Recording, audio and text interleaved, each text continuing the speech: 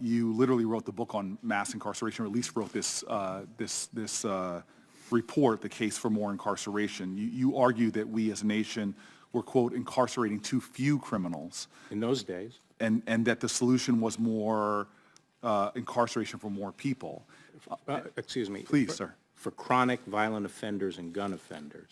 Well, I mean that's the challenge, sir. And you argued against the bipartisan legislation in 2015 quite strenuously. I did. But that's not the nature of incarceration in this country. In fiscal year 2016, only 7.7% of the federal prison population was convicted of violent crimes.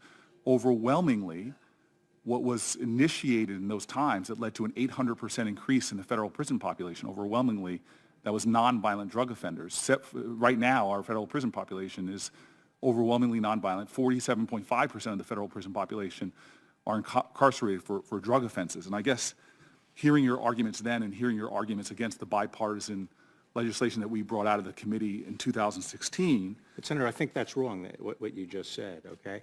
I think when you have violent gangs in the city, killing people, murder and so forth and so on, sometimes the most readily provable charge is their drug trafficking offenses, rather than proving culpability of the whole gang for murder. So you can take out a gang on drug offenses, and you could be taking out a lot of violent offenders. Do you think that the murders in Chicago are they're related to gangs, and again, gangs involved in? And sir, and again, and we can get into the data if you'd like, and I'd like to get some more pointed questioning. But this is the sort of these are sort of the tropes that make people believe that in inner cities we should have such profound incarceration rates. And I'd like to ask you specifically about that data, because I think it's language like that makes me kind of concerned and worried.